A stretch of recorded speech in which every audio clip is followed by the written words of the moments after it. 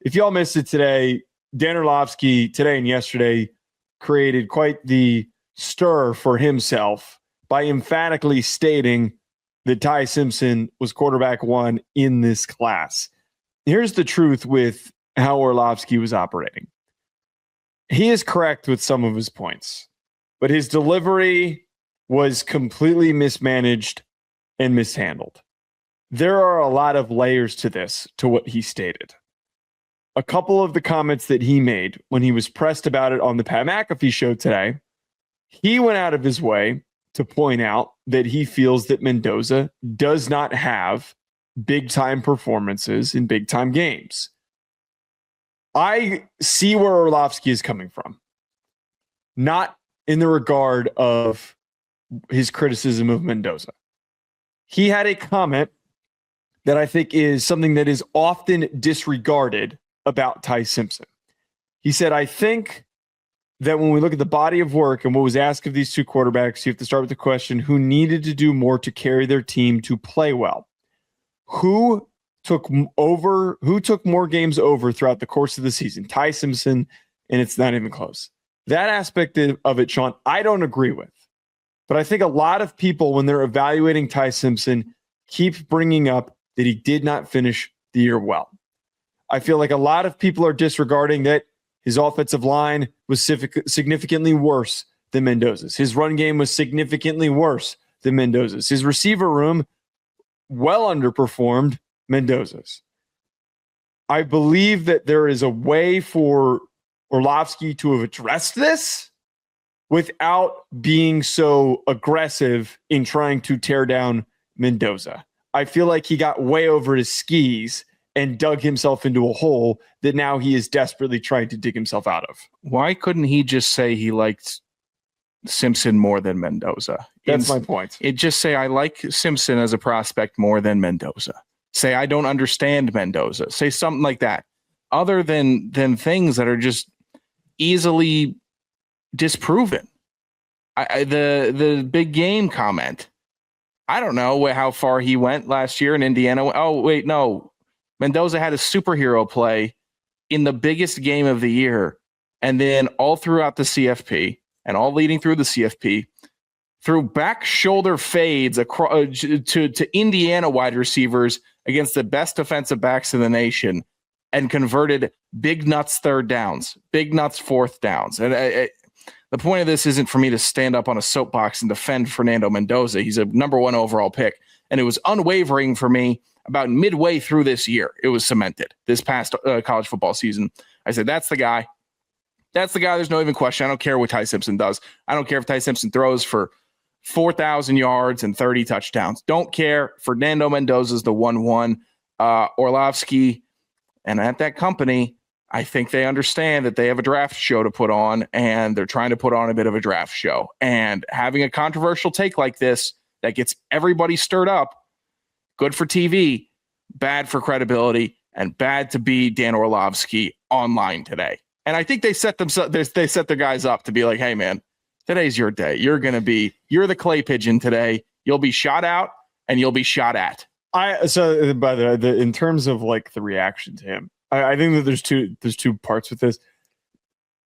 I generally think it's really lame when everyone piles on and just does the whole, oh, this guy's an asshole because he disagrees with consensus. As somebody who is typically in the Orlovsky seat of getting yelled at and trampled upon, I am not. I think it's really dumb. I think everybody's entitled to an opinion when this is all opinion based. There is obvious facts to it that he was incorrect about, but for him having the take, there's nothing wrong with that. But at the same time, when he does the whole thing like, woe is me, everybody's so mad and upset at me. Everyone's so bothered by what I had to say. Everyone's today. He posted that they cost nothing to be kind today. Give me a break, dude. That is where he loses me. If you're going to be in this territory of being emphatic about having something that is so far against consensus, stand on business. But the biggest issue is his dumbass kept digging himself further and further. He had a point to make into the hole, but he didn't need that. The whole big game argument thing that he brought up is where he completely lost his footing. the bit of bringing up the context of the NFL GMs who agreed with him that Simpson was apparently their number one quarterback doesn't surprise me. The tools that Simpson presents are valued by different offenses. I think that some teams would seriously value what he brings to the table. I'm sure that he was quite impressive in the pre-draft process.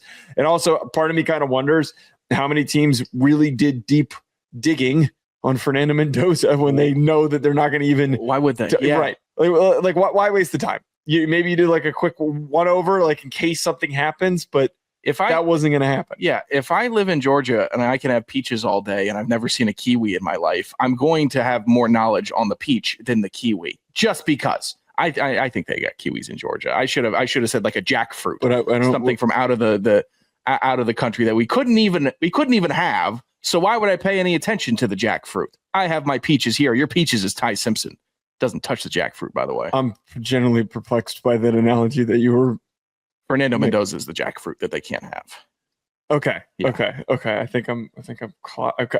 Regardless, from the point, I think that he was making a lot of like strong. He was providing some strong takes that I think that they could be supported, and I am in the camp of believing that Ty Simpson should go in the first round. That I stand pat on that.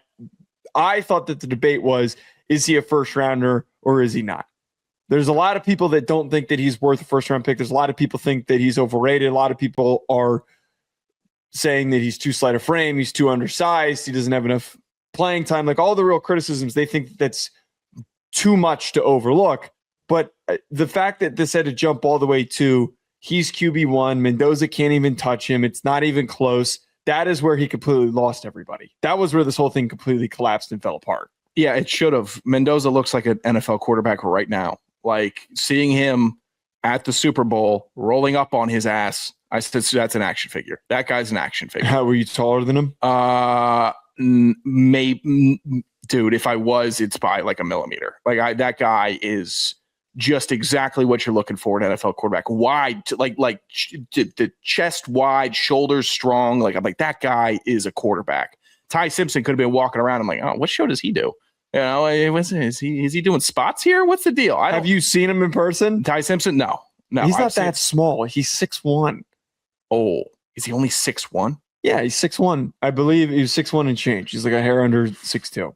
I don't love that, but that's again above my line of short quarterbacks. So I'm not gonna ding him. You're 6'1", you're 6'1". It is what it is. I'm not gonna call you short. Do you believe that you haven't evaluated him from like a draft perspective, but having watched him this season, do you think that is a franchise quarterback? I love Ty Simpson this year. I thought Ty Simpson was a great college quarterback. I thought that in the DeBoer system in Alabama and just how they operated, what they had.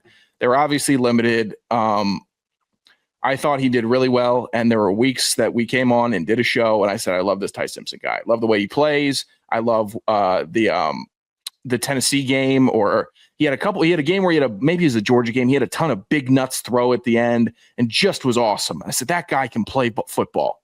Is he a franchise quarterback? Probably not. He's not. And I haven't seen enough of him. I saw. Wait, why don't you think he's a franchise quarterback? I've only seen a season, and the trend in the NFL is that. Yeah, so I'm not going to sit here and reach and say that's my guy that I should take at 6. He's a first rounder, and I will acknowledge first rounder, second best quarterback, I believe in this draft class.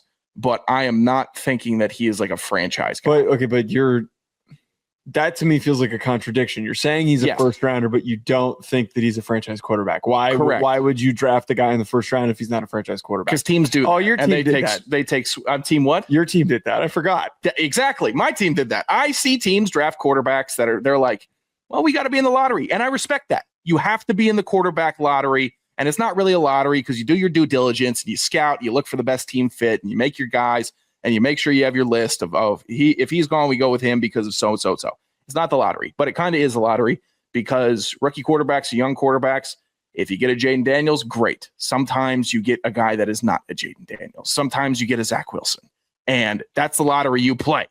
So I think teams are going to enter the lottery this year, hoping Ty Simpson has the quick development traits needed to succeed in the NFL and become a franchise quarterback. But I have not seen enough of Ty Simpson playing college football to believe that. What did he play this year? 13 games? I believe that's correct. Yeah, 13 games. I think your evaluation here is a little bit convoluted, though. I think it's a yes or a no. If he's a first round quarterback, he's a franchise quarterback. He can be drafted to be one, but do I think he will be one? Is no.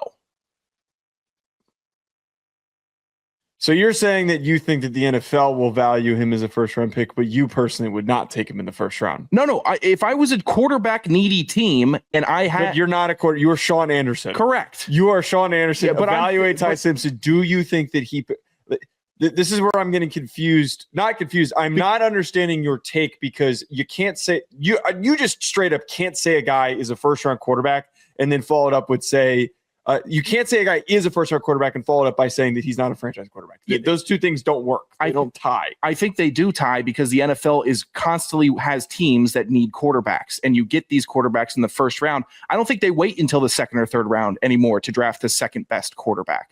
Like if I didn't believe he was I think he's probably got second or third round talent is what I would say. But the NFL does not draft the second overall quarterback in the second round. But I'm not asking you what you think that the NFL is going to do with him. That's what they do. I'm asking you if you think that he's a franchise quarterback, then he goes in the first round.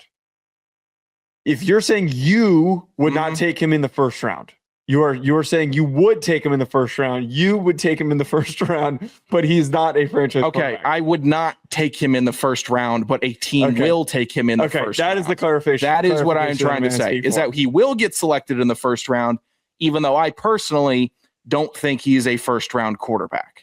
Okay. Well, I vehemently disagree with that. Okay. I think that 13 games is obviously a small sample size, but he is a player who has been around college football for a very long time. This is not a true junior that we're talking about that's declaring. He has been around the Alabama program for some time. He has been a kid who has publicly come out and stated that he is about making the right choices and all this crap of being a good teammate and being a good person. And that was why he didn't go back to college football after he told Kalen DeBoer he was going to the NFL when all those offers rushed in. And I believe he probably stuck at Alabama because he thought that was the right thing for him to do, to stay and be a good teammate instead of just transferring and jumping into the quarterback meat market. Mm-hmm. I think that the small sample size of when Alabama was playing well showed a quarterback that can command a game and can be a big-time playmaker in order to take over games, to win his team, to help propel his team to victories, all of those things. I saw a guy that moved well, improvised well, had incredible decisiveness. For a guy that has barely played, for him to have that quick trigger decision-making is what makes him an outlier for the category of a guy that does not have very much playing time. I feel like a lot of the criticisms that come on him are tied to the playing time and they're tied to his slight frame. I keep getting into it with Ryan Roberts over this. Oh, yeah. Who keeps saying, you're going to trust him to keep on weight. Well, the kid had gastritis last year. He got sick in the middle of the season. He lost 20 plus pounds. Gastritis.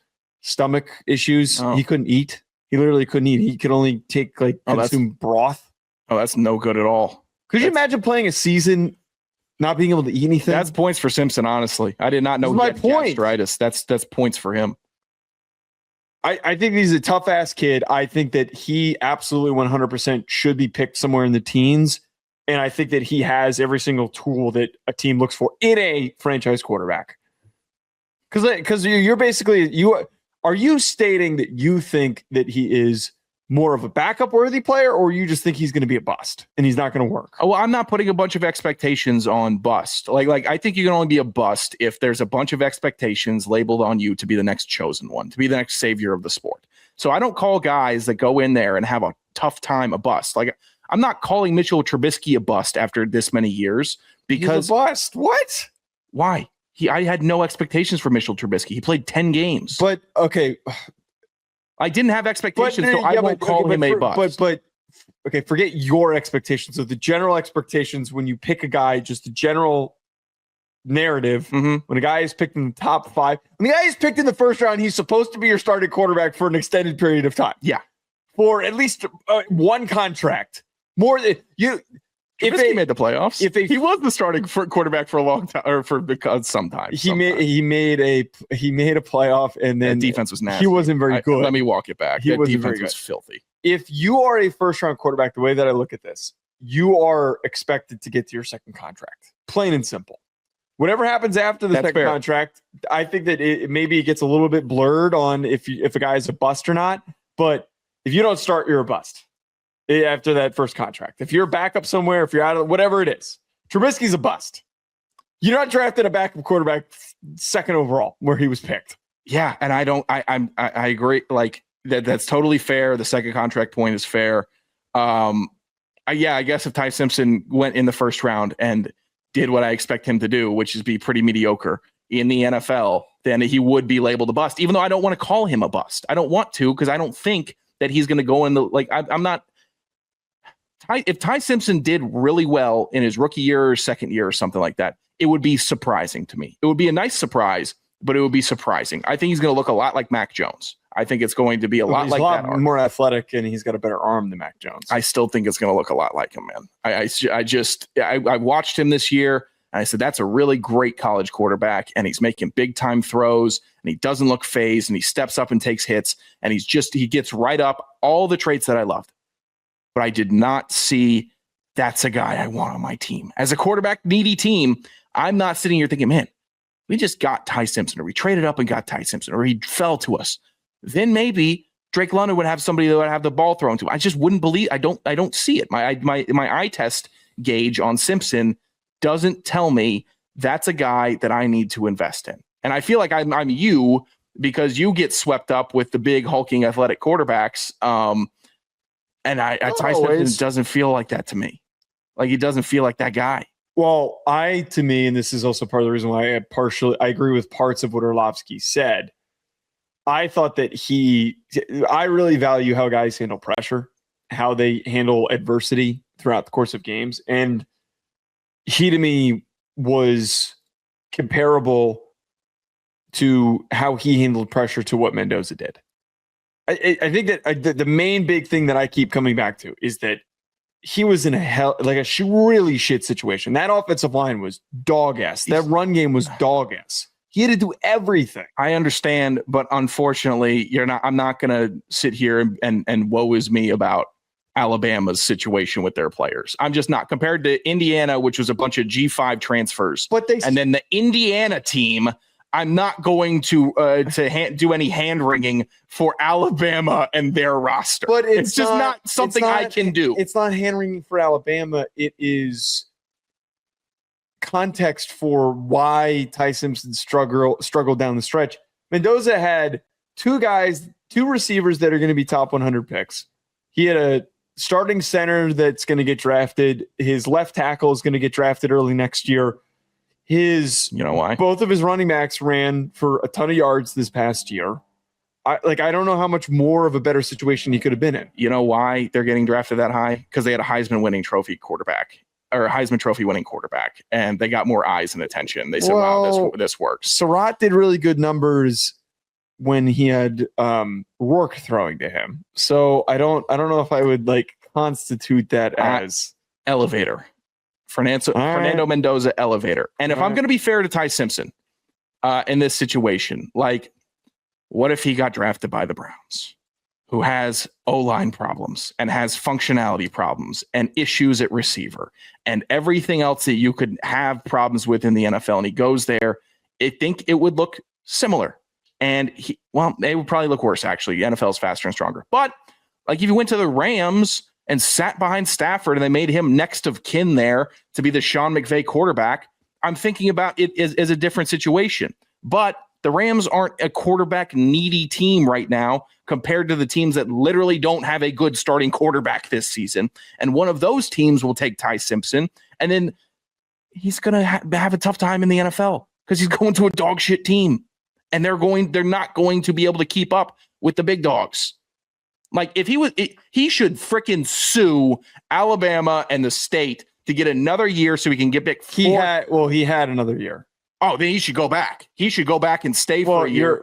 Get picked the sixth quarterback overall next year. This was and get to a good team. This was a whole story that he made it clear that he was entering the draft, and the likes of Tennessee and Miami offered him a ton of money, and he stated that he already told the board that he was declaring for the draft, and he did not want to go back. He didn't want to go and transfer somewhere after like basically lying to DeBoer. Like he didn't want to do wrong by DeBoer because he already told him that he was leaving, that he was turning the page. Yeah.